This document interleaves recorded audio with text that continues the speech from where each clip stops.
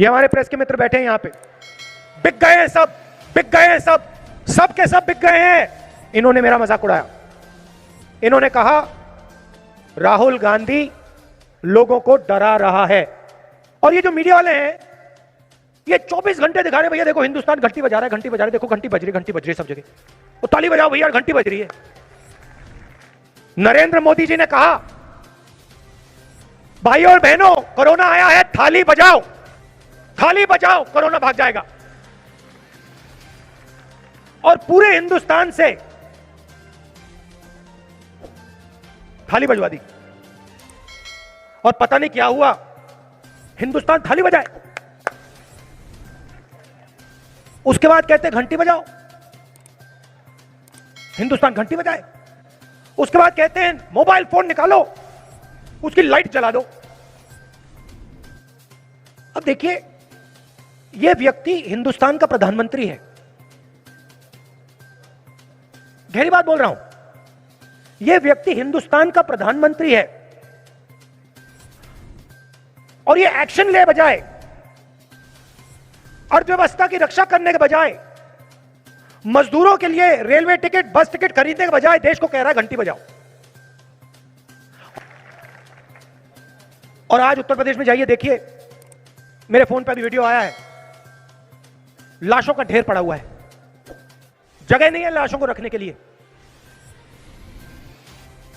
जगह नहीं है लाशों को रखने के लिए। नरेंद्र मोदी जी ने इसके बारे में कुछ बोला आपसे कि कोरोना फैल गया, लाखों लोग मर गए, हिंदुस्तान की अर्थव्यवस्था नष्ट हो गई, मैं प्रधानमंत्री हूं? कुछ बोला उन्होंने? प्रेस वालों ने कुछ बोला? कुछ नहीं, इनके मुंह से एक शब्द नहीं निकलता। ये रखवाले हैं, इनका सब के सब बिक गए हैं। 24 घंटा ये नरेंद्र मोदी का चेहरा दिखाते हैं, क्यों? भाई और बहनों बात समझो, ये नरेंद्र मोदी की सरकार नहीं है, ये 2-3 उद्योगपति मित्रों की सरकार है। और ये पूरा ड्रामा जो चल रहा है, ये आपके जो प्रधानमंत्री है ये उनकी कठपुतली है, ये जो कहते हैं ये करते हैं, इनको सिर्फ भाषण देना आता है। ये जाते हैं बंगाल में कह देंगे भैया सोना और बंगला बना दूंगा, आपने पूरा का पूरा पैसा छीन लिया। दुनिया में पेट्रोल के दाम, तेल के दाम नीचे जा रहे हैं, हिंदुस्तान में डीजल पेट्रोल के दाम उठते जा रहे हैं, ऊपर की ओर उठते जा रहे हैं, महंगाई बढ़ती जा रही है, ने नोटबंदी कर दी, जीएसटी कर दी, पूरा का पूरा ढांचा, आपने रोजगार का ढांचा ही उड़ा दिया। और फिर आप बंगाल में आके टोपी पहन के कहते हो सुनहरा बंगाल दे देंगे आपको। बाद में आपसे कहेंगे घंटी बजाओ, मोबाइल फोन चलाओ, थाली बजाओ और मरो। मेरा काम हो गया, नरेंद्र मोदी जी का काम हो गया, अब आप जानो आपका काम जाने। और जहां भी जाते हैं करते हैं, एक के बाद एक झूठा वायदा, झूठा वायदा, झूठा। 2 करोड़ युवाओं को मैं रोजगार दूंगा, सब जगह कहा इन्होंने, दे दिया, मिल गया। 15 लाख रुपए हर बैंक अकाउंट में डालूंगा, याद है आपको? आ गया 15 लाख रुपए बैंक अकाउंट में, 1 रुपया नहीं आया, हमने दिया। छत्तीसगढ़ में हमारी सरकार बनी, मध्य प्रदेश में हमारी सरकार बनी, राजस्थान में हमारी सरकार बनी, हमने किसानों का कर्जा माफ किया। हम जानते हैं आपके बिना काम ही नहीं हो सकता, हम जानते हैं कि आपके बिना अर्थव्यवस्था चल ही नहीं सकती, छोटे दुकानदार के बिना नहीं चल सकती, रोजगार पैदा हो ही नहीं सकता। ये 2-3 जो उद्योगपति हैं नरेंद्र मोदी के जो मित्र, ये हिंदुस्तान को नहीं चलाते हैं, हिंदुस्तान को आप लोग चलाते हो।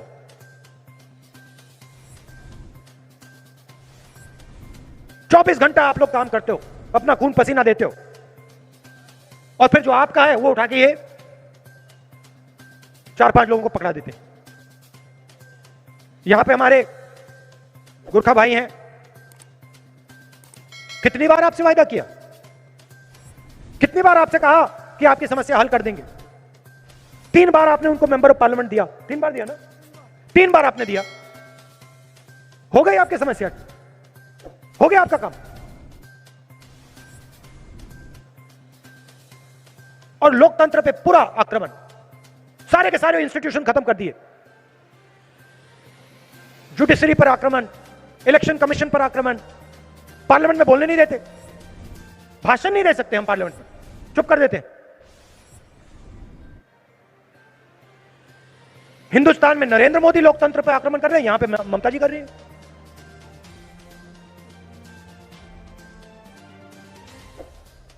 चीफ मिनिस्टर है, चुनाव का समय है, क्या वो स्टेज से आपको बोल सकते हैं हाँ मैंने आपको रोजगार दिया? कह सकती हैं? क्यों नहीं बोलती?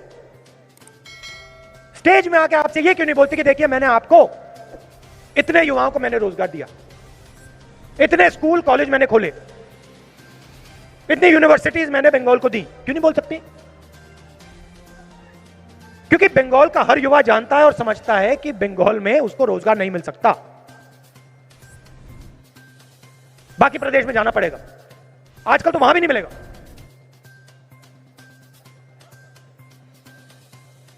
यह सच्चाई है। और आपकी स्ट्रेंथ क्या है सालों से कि आप एक साथ मिलके भाईचारे के साथ काम करते हो।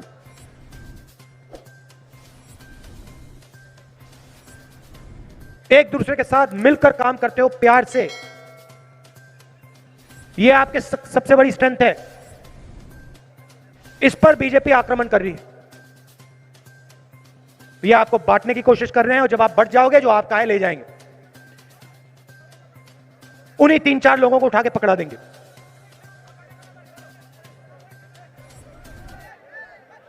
एक बात याद रखिए, मुझसे पहले बोला हमने, कांग्रेस पार्टी ने आरएसएस और बीजेपी के साथ कभी भी समझौता नहीं किया है, कभी भी अलायंस नहीं किया है। और यह याद रखिए, नरेंद्र मोदी जी अपने भाषणों में कांग्रेस मुक्त भारत कहते हैं। आपने कभी सुना है कि नरेंद्र मोदी ने कहा टीएमसी मुक्त भारत? कभी सुना है? नहीं। क्योंकि नरेंद्र मोदी जानते हैं कि कांग्रेस ही उनके खिलाफ लड़ सकती है। और कांग्रेस सिर्फ एक संगठन नहीं है। आप यह मत सोचिए कि कांग्रेस एक संगठन है, तृणमूल एक संगठन है। कांग्रेस एक संगठन है मगर कांग्रेस एक विचारधारा भी है। आरएसएस और बीजेपी एक संगठन है मगर वो एक विचारधारा भी है। हमारी विचारधारा की लड़ाई है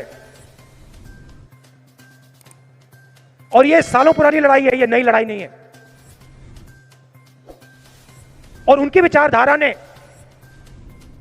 हमारे सबसे बड़े नेता की हत्या की है।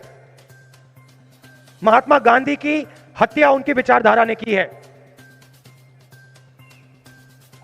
और हम कभी भी उनके साथ समझौता नहीं कर सकते हैं, कभी नहीं कर सकते। मगर याद रखिए, तृणमूल ने बीजेपी के साथ अलायंस किया था। याद रखिए, यह फर्क है हम में और उनमें। कुछ भी हो जाए, हमारी विचारधारा की लड़ाई है। हम उनके साथ समझौता नहीं करेंगे, हम उनका हाथ कभी नहीं पकड़ेंगे। सब्सक्राइब कीजिए न्यूज रिएक्शन चैनल को और प्रेस कीजिए नोटिफिकेशन बेल को ताकि आप पास के लेटेस्ट न्यूज अपडेट्स सबसे पहले